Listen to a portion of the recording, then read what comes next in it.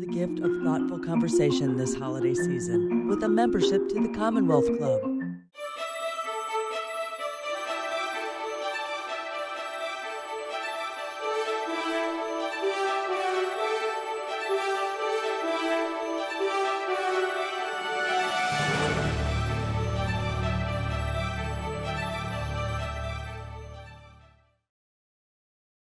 Hello and welcome to today's meeting of the Commonwealth Club of California. I am Frank Price, Vice President of the Northern California Peace Corps Association and Vice Chair of the club's International Relations Member-Led Forum. I have a couple of housekeeping announcements before I introduce my guests for today's program, the new Peace Corps, an interview with the CEO. For members of the Commonwealth Club, this program is free. However, we would be delighted if you would like to go to thecommonwealthclub.org to donate. Special thanks to those of you who have already donated. We are the nation's oldest and largest public affairs forum, and as a nonprofit that generates revenue through events, you can imagine how much we appreciate your donation during these difficult times. To learn more about upcoming live stream programs, we invite you to check our website for a complete listing. For today's program, we are accepting questions for our speakers through chat on YouTube. There is a chat window on the right side of the window. Now, it is my pleasure to introduce our distinguished guests, Glenn Blumhorst, CEO and President of the National Peace Corps Association, and Carol Spahn, the current CEO of the Peace Corps. Glenn, I'm going to turn it over to you for your opening remarks. Thank you so very much, Frank, and good evening, everyone. It's just such a pleasure to be here at the Commonwealth Club, a place that's played such a pivotal role in our national conversation for more than a century. I'd like to thank the folks at the Commonwealth Club for hosting us this evening, and thank you, Frank, for organizing and mediating, I guess, this event tonight. And thank you so much just for all the work that you do for the Peace Corps community, Frank. Sergeant Shriver spoke here in 1963. As this whole audacious Peace Corps project had just gotten off the ground. And it's been 60 years that Peace Corps has served as such a vibrant institution for American volunteerism in the country. And as we wrap up this commemoration of the 60th anniversary of the Peace Corps, we're mindful of the fact that there are no volunteers in the field at the moment. It's been nearly 2 years now almost that no volunteers have been in the field since the evacuation in March of 2020. And on the one hand, I think this stands as a testament to the strength of the institution itself, of the Peace Corps, the support of the US government, the White House, and the Congress for the Peace Corps, and the desire of Americans to have the opportunity to serve their country internationally through the Peace Corps service. And on the other hand, we're anxious to see volunteers return to service again. And we know that this time of hiatus for the Peace Corps has been one that has served to help retool and reshape the Peace Corps for the future. So we're looking forward to hearing more from Acting Director Carol Spahn on that message. It was about a year ago today, I think almost, that we rolled out a report here in the Commonwealth Club called Peace Corps Connect to the Future, which was a roadmap essentially for the Peace Corps and the greater Peace Corps community and the future beyond this pandemic. That was a product of a series of town halls and a summit that were hosted by National Peace Corps Association, which is essentially the alumni network of the more than 240,000 individuals that have served in the Peace Corps, to capture the collective voice of our community and to channel that voice to the Peace Corps leadership and to Congress on what our expectations were and what our hopes were for the future of the Peace Corps. And as we did so, we worked closely and collaboratively with Peace Corps and its leadership to ensure that these improvements, these reforms, and things that needed to change are made before volunteers return to service. And I know we're going to hear more from Carol about what's been going on during that time. And I'm really, really pleased to know that many advances have been made on these fronts as well. We've worked also with Congress, Congressman John Garamendi's office, to advance the Peace Corps Reauthorization Act as well. This is a very important piece of legislation that has now cleared the House Foreign Affairs Committee. It would bring about some really critical reforms to better protect volunteers and put Peace Corps on the path toward a budget to bolster the number of volunteers around the world over the next few years. And what I'd like to say is that this reflects in many ways the vision of the broader Peace Corps community and where we'd like to see Peace Corps go for the future.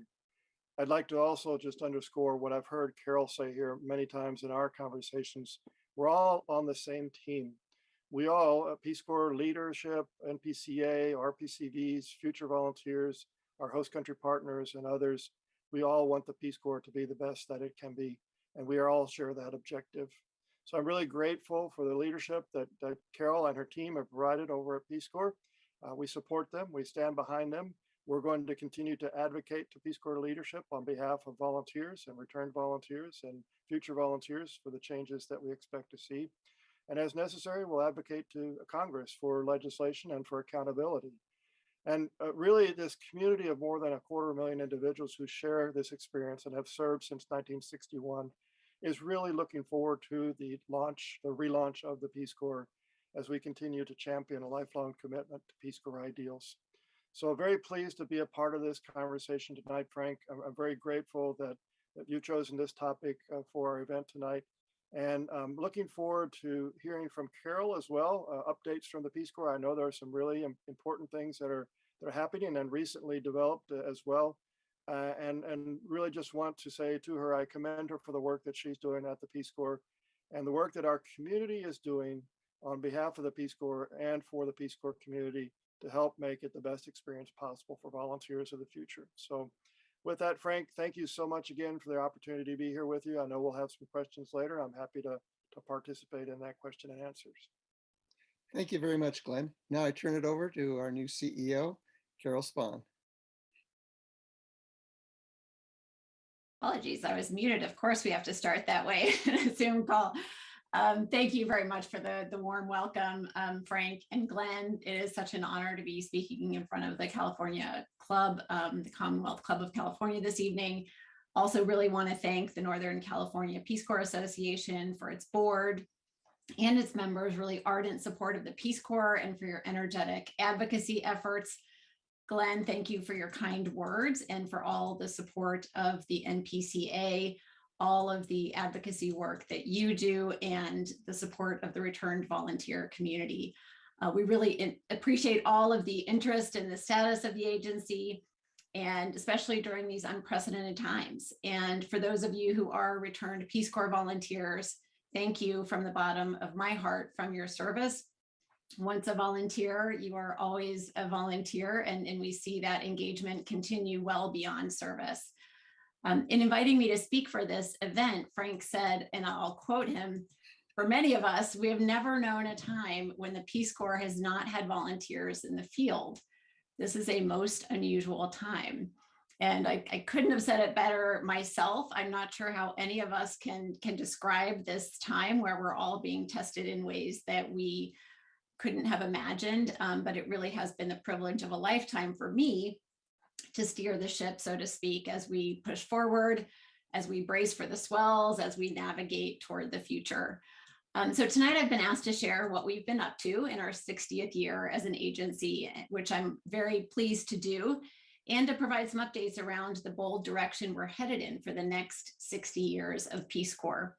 Let me start today with yesterday, which was World AIDS Day, a designated day for us to honor those who we've lost to AIDS and to recommit to supporting people living with HIV in order to end the epidemic.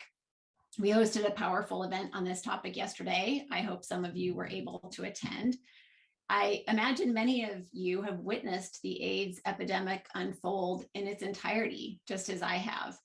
And yesterday was a true celebration of all that's been accomplished as a global community of scientists, public health experts, governments, advocates, village health committees, caregivers, and more over the last 40 years. And now 20 countries have reached epidemic control. One of them is especially near and dear to my heart, Malawi, where I served as a country director for 5 years. And I think about the real importance of volunteers' contributions at the last mile. And thinking about that in the context of HIV and AIDS and how far we've come on this issue was really inspiring, especially as we inch closer to returning volunteers to the field to tackle yet another global health issue, the COVID-19 pandemic.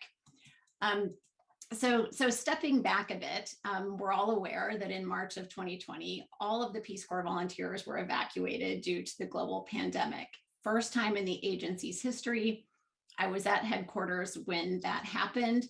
We returned 7,000 volunteers in 8 days with borders closing, flights being canceled. It was truly an amazing thing to witness, and also to witness how RPCVs really stepped up to support these evacuated volunteers in areas where we as a government agency couldn't. And that outpouring of support really solidified the concept of the Peace Corps family. So since that time, we have been carefully planning and monitoring the specific situations in 64 countries around the globe as we plan to return the volunteers overseas. So we have been navigating the ebbs and flows of new variants, of vaccination rollouts, of border closures. This has really tested us and tested evacuated volunteers who eagerly awaited the day they could return to the host countries they called home 19 months ago. I don't think any of us imagined we would be here almost 2 years later. I can say when we evacuated, we thought we would have volunteers back in the field 3 or 4 months, from that time. So during this time, we've learned a great deal about the virus and about the immense needs. We all know that COVID-19 has disproportionately impacted the countries we serve. We have monitored all of those country-specific conditions according to comprehensive criteria around health, safety, logistical, and administrative indicators.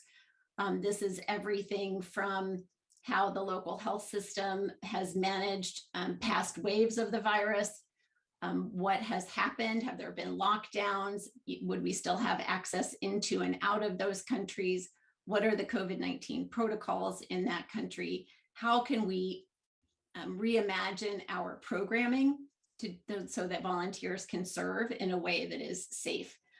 So just as school systems and other systems here in the United States have re-engineered how they do business, we have done this in every country around the world. So there is a set of initial criteria that countries have to meet in order to be cleared for initial return to service. And to date, we have 8 countries who have met those criteria, and we have begun issuing invitations. So we are very excited. We do expect some volunteers to begin service in early 22. We are actively monitoring this new variant to see how that impacts countries, but we do have 18 months of data on how those countries have been able to manage, and we have multiple backup systems and safety protocols in place. So we do anticipate that more countries will be approved for reentry soon, and we will continue to proceed with the necessary caution, pragmatism, and flexibility that this moment requires. I will also note that we do expect that all volunteers will participate in COVID-19 response and recovery efforts overseas. It has impacted each and every country we serve. So regardless of sector, every volunteer will be involved in mobilizing for vaccination response, overcoming vaccine hesitancy, recovering educational gains that were lost, and so on. Each country's contribution will be different depending on the needs there, but we are very inspired to get out and be part of the solution as we recover from the isolation and the impact of COVID-19. So in the meantime, we are continuing our virtual service pilot, which is a very exciting new entrance, a new service modality for the Peace Corps. We're in our fourth phase of this pilot. And to date, we've connected more than 230 participants in the United States with communities in 28 countries. And we've been able to demonstrate the impact that service can have even through digital platforms and across time zones. So we have returned volunteers who served in the 1960s all the way through the 2020s who have donated 5 to 15 hours per week to accomplish specific locally prioritized projects that were designed by our host country partners. So these projects really are a solid representation of how the Peace Corps has built on a strong foundation to emerge from the pandemic in really both new and time-tested ways. And it's been so impressive to really stretch ourselves and open up this new opportunity for service. Our hope is that this virtual service program will grow over time and ultimately become a service model we can offer not only to return volunteers, but also to others who want to serve but are unable to serve overseas through our traditional 2-year or response programs. This model has the potential to reduce barriers to service for all Americans and helps us to achieve our goal to create a volunteer corps that truly reflects the diversity of America. So like I said, the 4th phase of this pilot is kicking off soon. So this is a great option for some of you who may want to get involved. We encourage you to look out for that and join us in this new mode of service. I also wanted to let you all know that earlier today, we premiered a documentary featuring the work of volunteers during our 2nd ever domestic deployment. So in May, over 150 response volunteers who previously served at 52 posts were sworn in to serve here in the United States and took part in the whole of government effort to support the COVID-19 response and recovery efforts here at home. During their 3-month service, those volunteers served in 7 states and conducted community outreach and supported vaccination distribution among underserved population. We did have volunteers on the West Coast serving in Oregon, but none in California. But the documentary is terrific. It really brings that partnership with FEMA to life and highlights how the language and interpersonal skills that volunteers honed in their service overseas enabled them to connect on a personal level with those they encountered. I really encourage you all to watch that documentary when you get an opportunity. I also wanted to mention briefly the considerable work we've been doing to strengthen our systems so that we have an improved Peace Corps experience for all, whether that be for community members, counterparts, partners, staff, or volunteers. So embedded in our commitment to continually improve the Peace Corps experience is our pledge to more regularly communicate with our many vested stakeholders in a spirit of transparency and accountability. So that being said, if you are not already, I also encourage you to follow Peace Corps on social media and subscribe to our agency email newsletter, which we just rolled out several months ago. It's called Inside Peace Corps.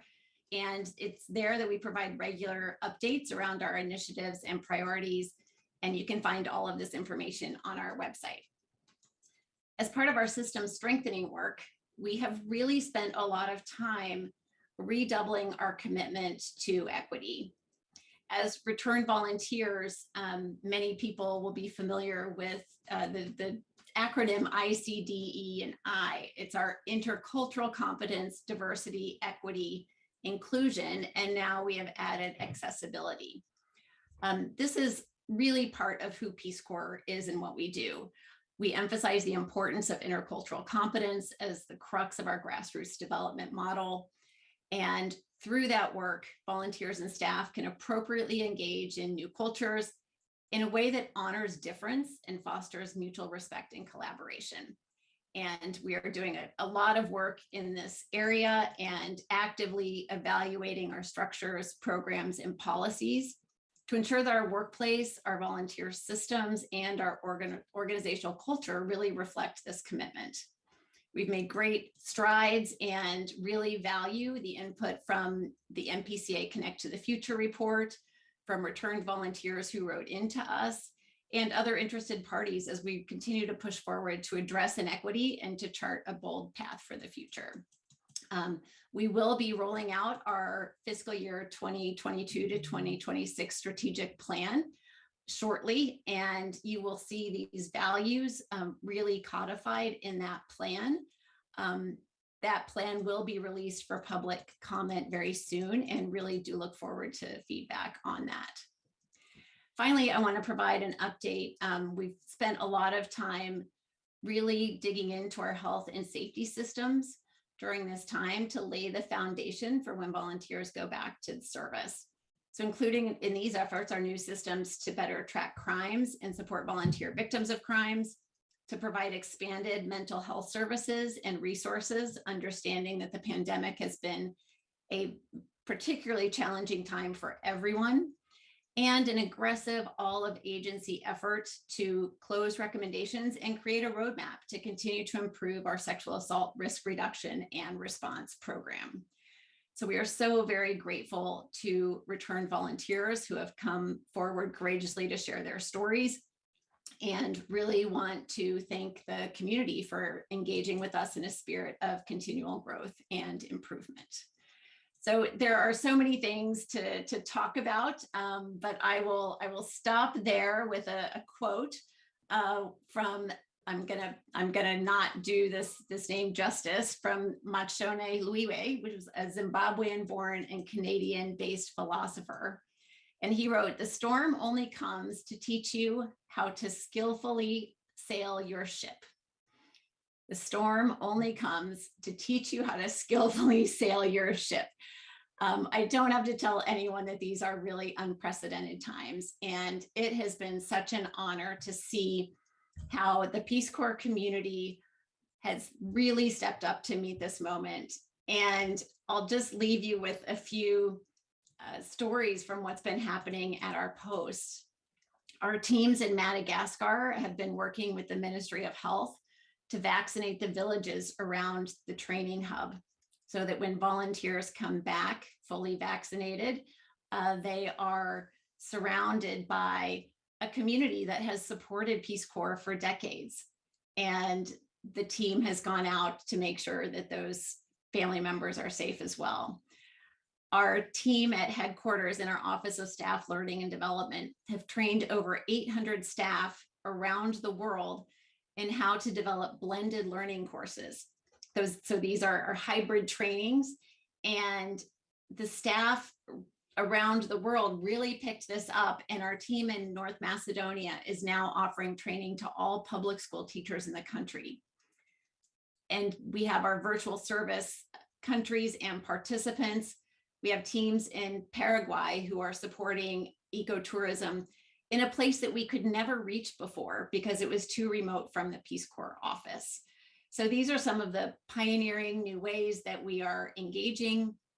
Peace Corps has taught all who have been involved how to be resilient and flexible and innovative. And this moment is really bringing out the best of who we are and what we stand for. So with that, Frank, I will close out and turn it back to you. Thank you very much, Carol. That was just a comprehensive report. I really enjoyed it. Now for a question for Glenn. How does NPCA work with the Peace Corps? What is NPCA's role? Thank you, Frank. And let me just first say congratulations to Carol and the leadership team over at the Peace Corps. You've done a fabulous job steering the ship, if you will, through turbulent waters and in this time of challenge and unpredictability. And I just think that our community should take our hat off to you and commend you for the great work that you're doing there. I really appreciate the anecdotes about what's going on the ground and the work that our teams on the ground there are doing. I think that's so important to know. There's a lot of work that's going to be, has taken place and will take place before volunteers can return back to the field. And you shared some really important, I think, updates on what the field teams have been doing and what headquarters has been doing to help ensure the safety and security of volunteers when they return. So thank you. Thank you for looking out for the agency, and thank you for the great work that you're doing in that regard. Really appreciate that, Glenn. Sure. So Frank, back to your question, how does NPCA work with the Peace Corps and what is our role? Well, just to clarify, of course, the Peace Corps is a federal agency funded by appropriations from Congress to first and foremost recruit and place volunteers in service around the world in the countries where they serve. And their primary role is to provide that support to volunteers so that they have a meaningful and successful 2-year experience. After their Peace Corps experience and their return home, National Peace Corps Association is really engaged in helping return to volunteers through that transition back to their home of record from their Peace Corps service, and essentially helping bridge from that service to what is a lifetime of continued service after their Peace Corps service. So many think of us kind of as an alumni network of all those who have served in the Peace Corps. we really are much broader than that. We're certainly returned Peace Corps volunteers, and throughout their lifetime of continued service, we support and provide services to our returned Peace Corps volunteer community, and we organize and help develop work of our affiliate groups. We now have 180 affiliate groups around the country. But our community extends well beyond return volunteers. It includes the host country nationals and the partners who have played a part in the Peace Corps experience. It includes former staff who served in the Peace Corps as well. And it includes many family and friends who are part of this greater family that we call the Peace Corps family, and who are there to support returned volunteers and really help in their transitions beyond the Peace Corps. So our role in that, in the sense of how we work with Peace Corps, is to really support that life after the Peace Corps experience that the agency does so well in providing for them. We are also primarily responsible, and we say our first goal is the Peace Corps' third goal.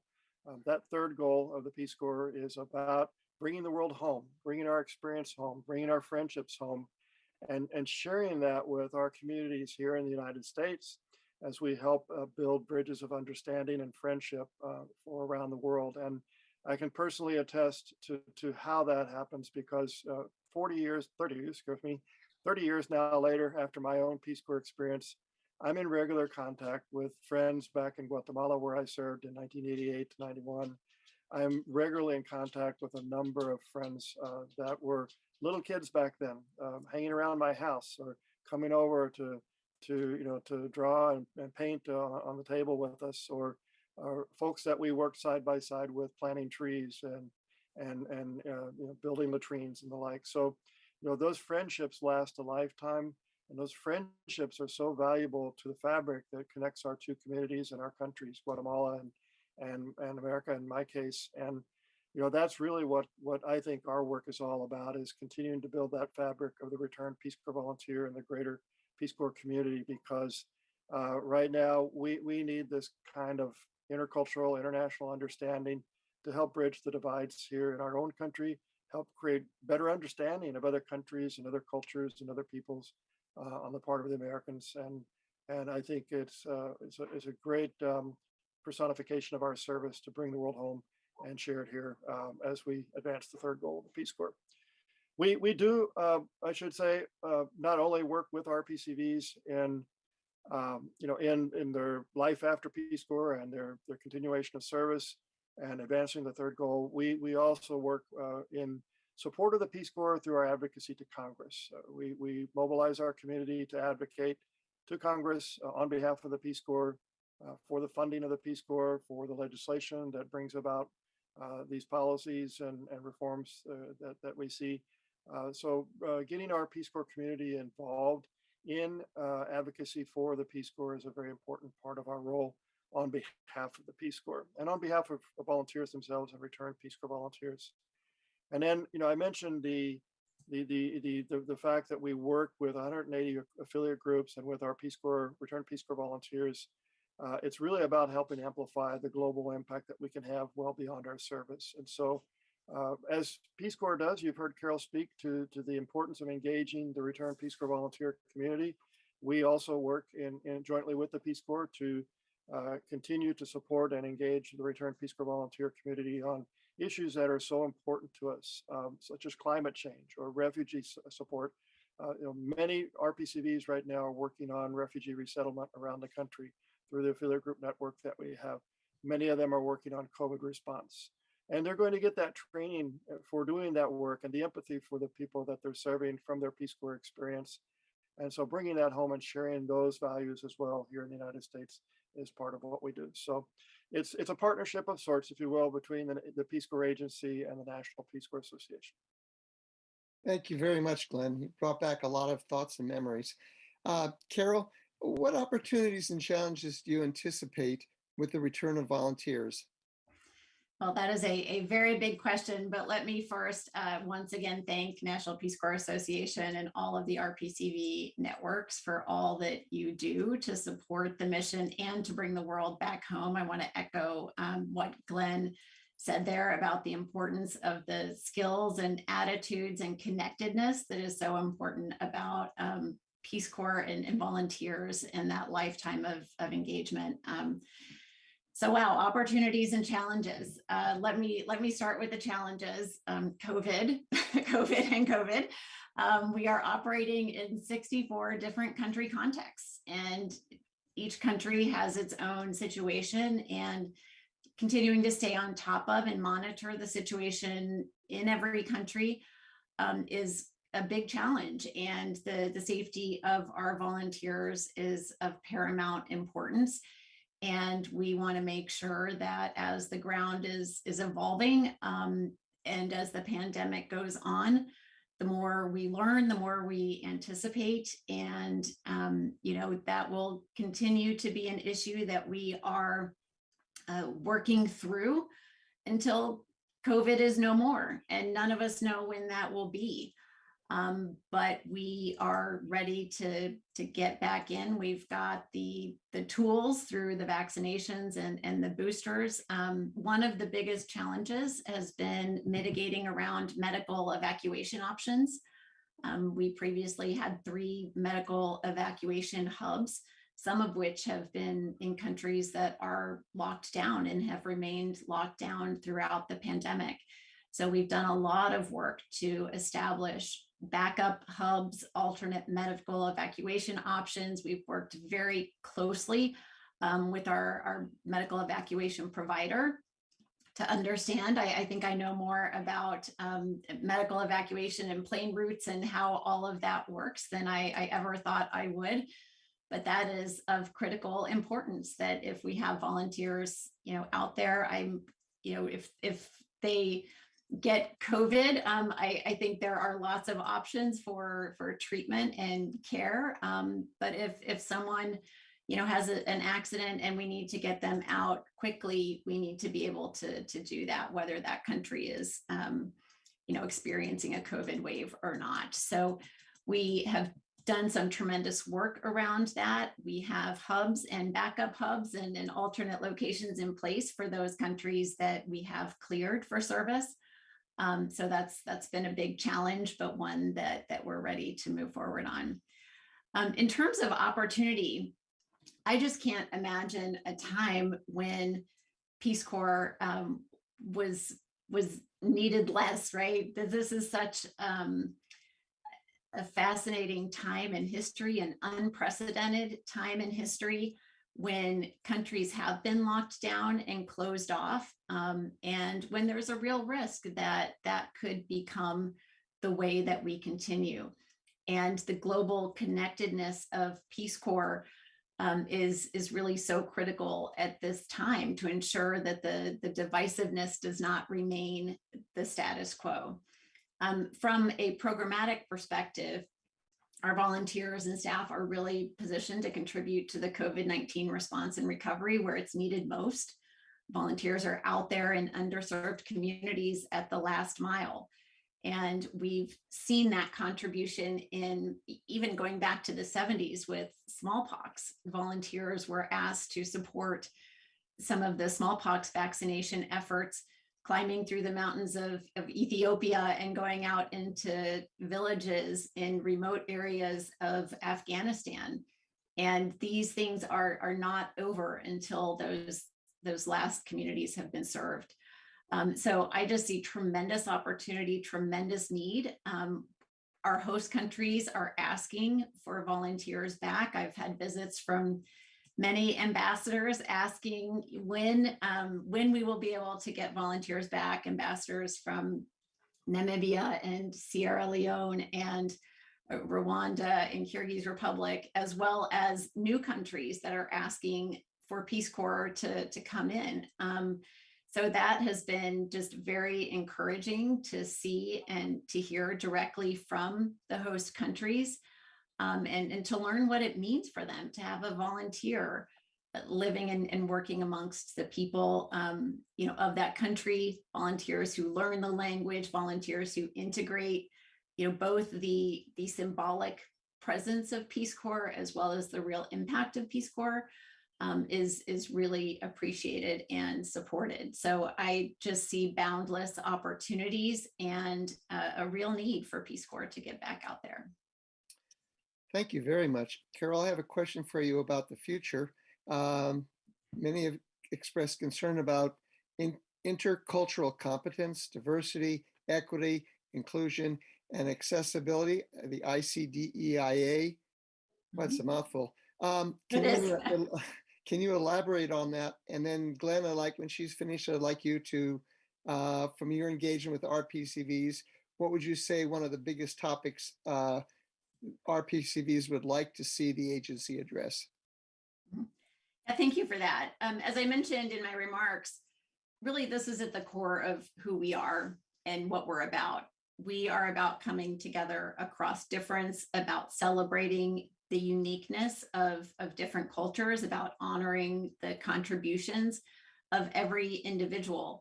And that is something that is such a part of who Peace Corps is. But we also recognize that there is a need for us to do more and to step up in new ways and to make sure that we are reflecting that in all that we do.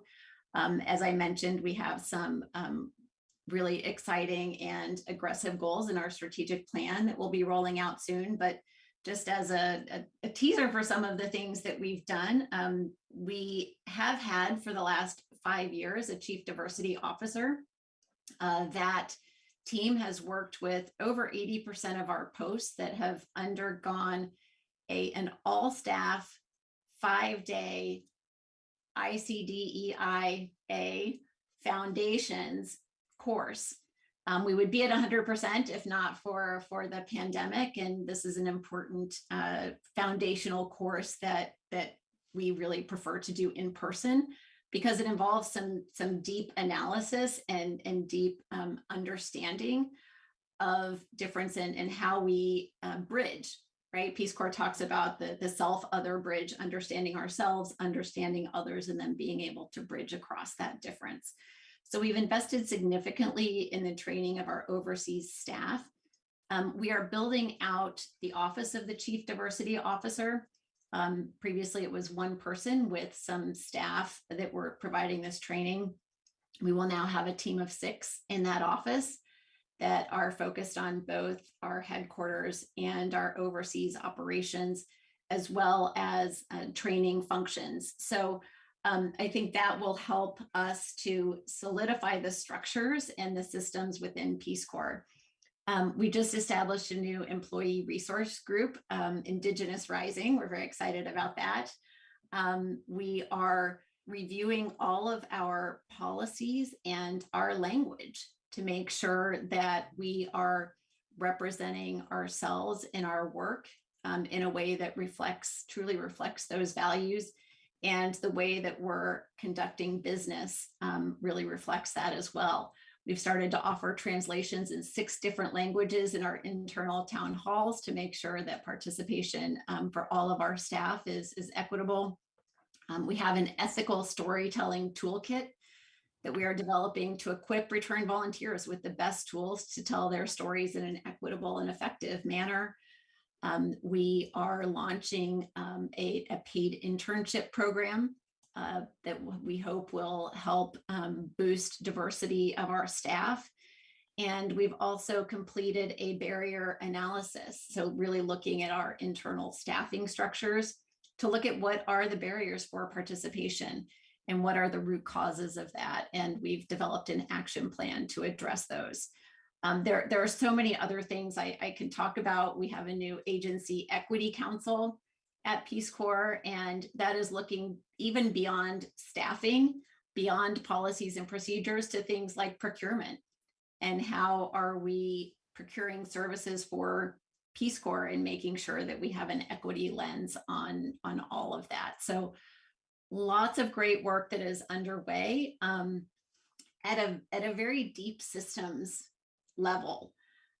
We are also working on those plans for how to meet volunteers where they are, how to celebrate the diversity of our volunteer corps, and how to look honestly at unconscious bias. Our entire staff have taken unconscious bias training. We have input unconscious bias into our staging curriculum, and we have built out these competencies in our training model. So there is a new training model. It's a volunteer competency model, and volunteers will be developing these skills very intentionally throughout their pre-service training and will be evaluated as well on their growth and development in these areas. So a lot of work across a lot of different parts of the agency. And I really would like to express my sincere appreciation to all of the feedback and suggestions that we've received from our returned volunteer community on this topic. It is critically important. It is critically important that we address in a very thoughtful and inclusive way. Thank you. Thank you. I have a question related to what you've said. What qualities do you look for when recruiting volunteers now? Has it changed from the past? That's a great question. That process is being updated as we speak. And we've always looked for people who have an openness to learning, who have engaged in cross-cultural settings. And now we are going back to those interview processes and how we look at those skills, because it's not expected that you come into Peace Corps with every skill that you need to serve. We expect that you come into Peace Corps with an openness and with a willingness to learn and grow on that journey with us. So those are the kinds of things that we look for. And yes, we are reevaluating that right now. The world has changed, and we want to make sure that we are bringing people in who have a sense of humility and just a real openness to that humble service. Thank you. Glenn, it's a long list of priorities that she went through, but how does that match up with the NPCA Connect to the Future report? Well, Frank, it's clear that Carol has read our report, the Peace Corps Connect to the Future. I know she has. She refers to it a number of times in our conversations, and I know that the work that the Peace Corps has done, and which we've heard about here tonight, goes well beyond even many of the recommendations and ideas that are in that report. I just think the Peace Corps leadership needs to be commended for the great work that they're doing on this front in particular. Our expectation, as voiced by our community and reflected in the report from the summit, was that the Peace Corps community must be a leader in addressing systemic racism. And that captures a pretty broad mission, but it speaks highly, I think, of the work that the agency is doing right now in being a leader in the federal system for addressing systemic racism and looking inward as it makes improvements in the way that it recruits volunteers, in the way that it places volunteers, in the way that it provides greater opportunity for volunteers of color to serve in the Peace Corps, and provides the support and training and that volunteers of color deserve, and returned Peace Corps volunteers as well. So it's really also dealing with issues such as the perception of white saviorism and neocolonialism, and assuring that volunteers go as partners and not as saviors. And I think all of this work that Peace Corps has been doing now is really going to be bringing about a dramatic change in the way that Peace Corps volunteers experience their service, and how we work hand in hand and in partnership with the communities that we serve in abroad. And bringing that back home as well, I think, is very valuable skills for the work that we continue to do here at home. Many volunteers have talked about climate change. Carol, how will the Peace Corps and future volunteers work to address climate change? Another great question and very important issue. Climate change is an area that the agency has done quite a bit of work around, primarily through some of our environmental and agricultural programs.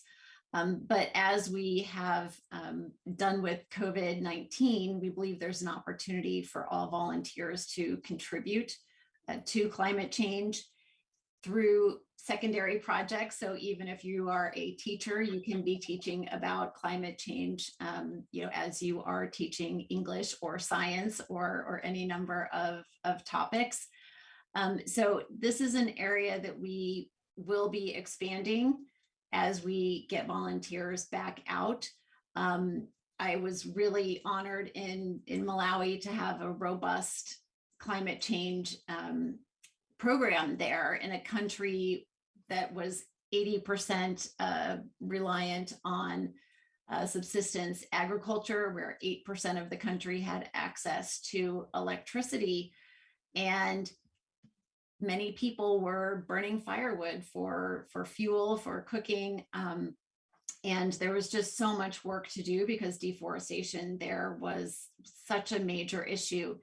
And I saw some volunteers who really leveraged their communities. And one volunteer in his community alone planted over 40,000 trees.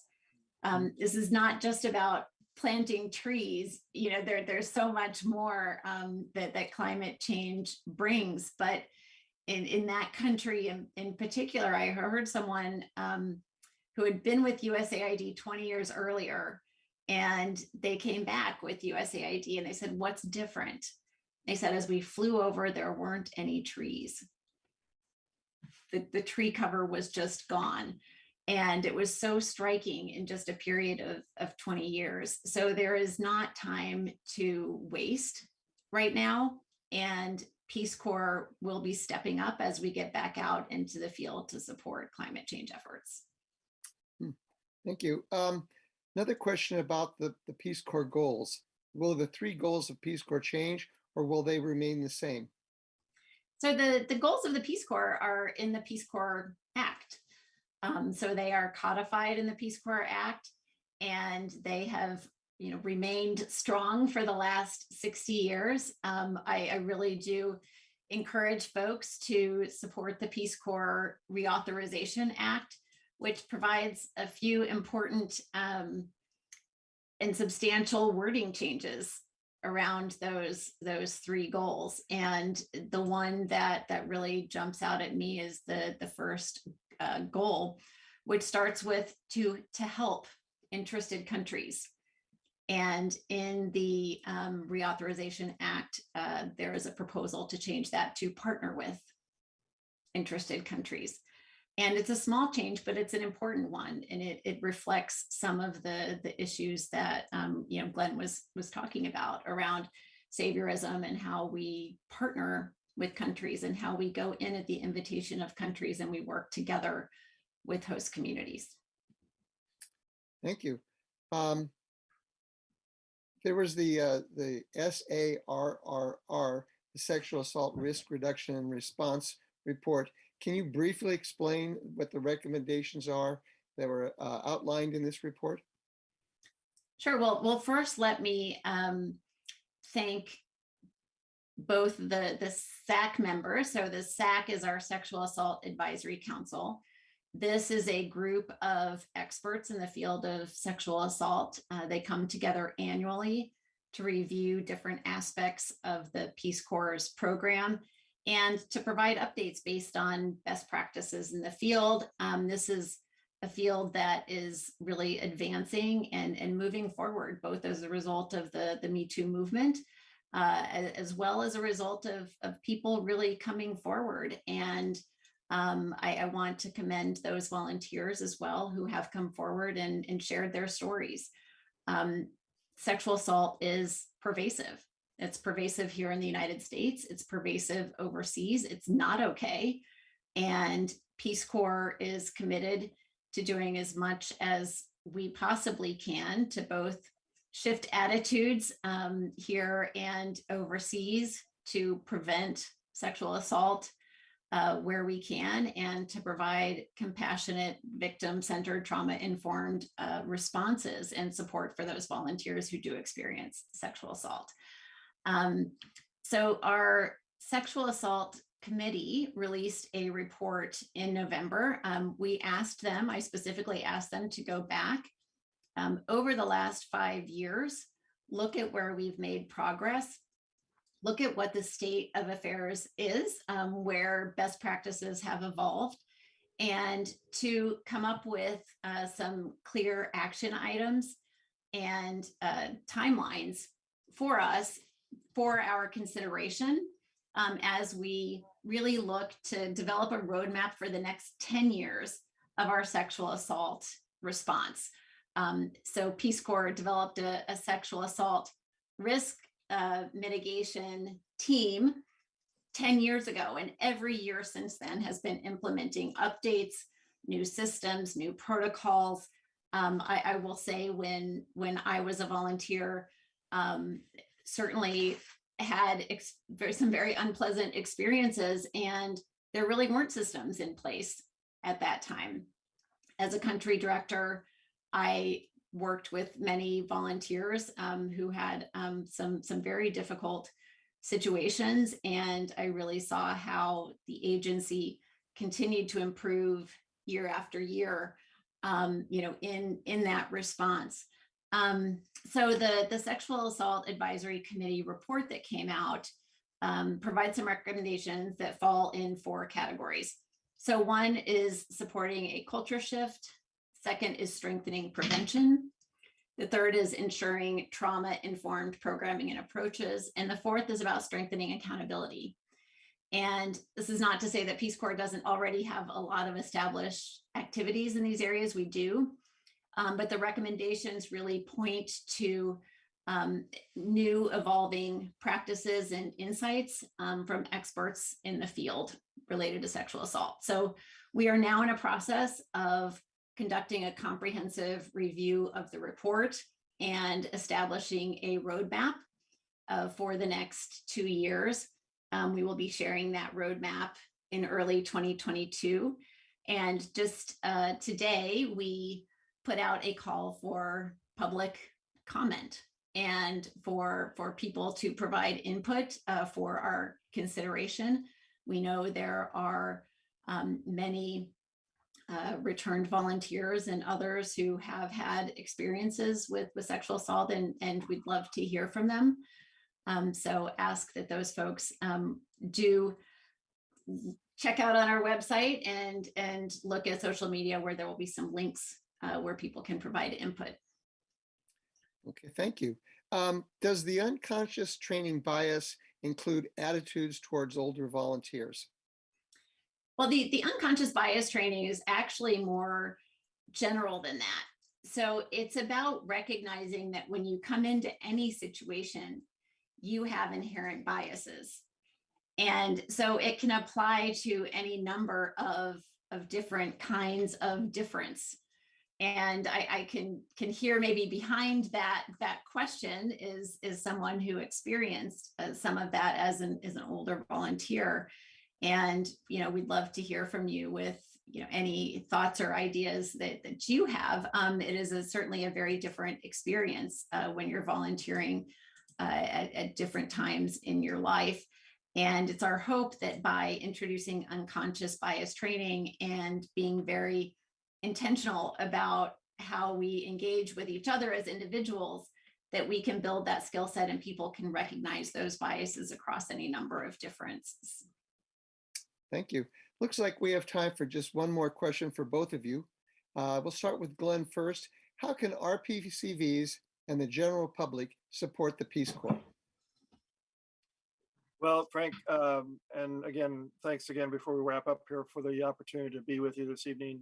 Thanks to Carol for being with us. I know she has a busy schedule as well, but the most important thing that our community, the general public, if you will, as well, can do on behalf of the Peace Corps is to advocate for its future and to ensure that it has adequate funding. These reforms and improvements and the work that the Peace Corps is doing on the ground right now, they come with a price tag. They are really about investing more heavily in the safety and security of volunteers and in the programming that Peace Corps is undertaking on the ground. There's also in the legislation that we're seeking to have move through the Senate now and the House there are provisions that have costs as well associated with them, benefits return Peace Corps volunteers and the health and medical services for volunteers as well. So it's really important that this legislation be advanced first and foremost, and Peace Corps funding be not only ensured, but hopefully increased over the next years. And there is a opportunity right now for us to see the Congress approve a bit higher funding level for the Peace Corps for FY22. It's been passed in the House as a $430 million recommendation for the funding, up over the $410 million current funding for the Peace Corps. Senate has come out with a flat level funding for the Peace Corps, but this is where the system works. American democracy. We need to call our members of Congress and tell them about our Peace Corps experience and tell them about the value of that experience in the countries where we served and here at home, and how it impacted us and how it has contributed to our lifetime of bringing about domestic dividend here and good for the United States as well as the world, and share with them how important it is that others have the opportunity to serve as we did. And there's more than enough applicants for the Peace Corps. I think we've always seen an abundance of applicants, many good qualified candidates turned away.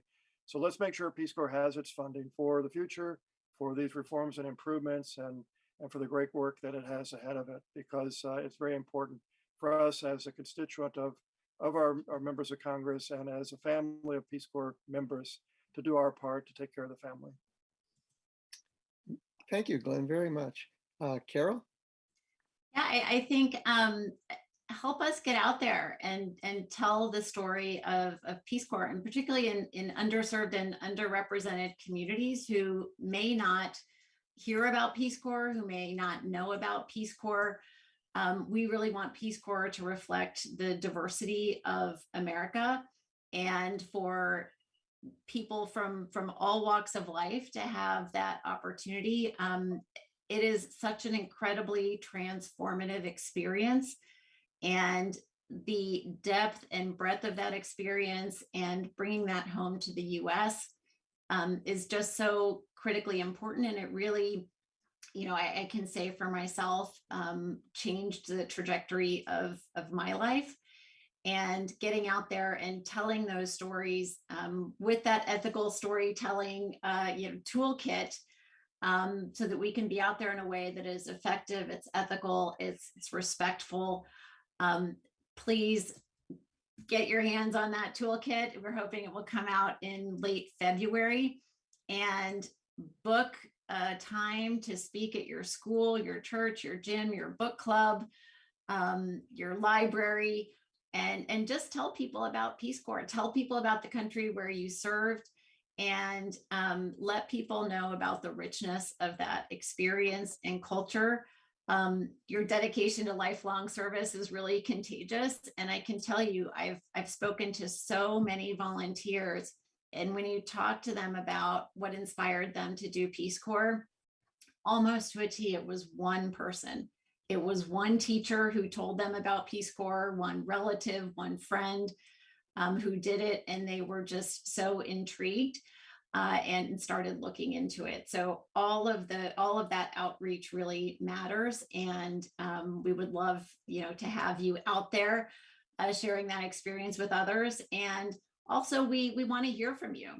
We want to hear your ideas, your suggestions for improvements, for partnership opportunities. These kind of event invitations are terrific. Always happy to share the beauty of Peace Corps. It is a place of incredible passion and commitment, and it's really just such an honor to be part of it, and want to share that with as many people as we can. Well, first of all, I want to say thank you to both Glenn and Carol for coming here today and sharing their visions for the future. For me, it's been a pleasure and an honor. I'd also like to thank Linda Calhoun and Norma Walden for their behind the scenes help. And we also thank our audiences for joining us today and watching the recording. And now, this meeting of the Commonwealth Club of California, commemorating its 118th year of enlightened discussion, is adjourned. Thank you so much, Frank. Thank you.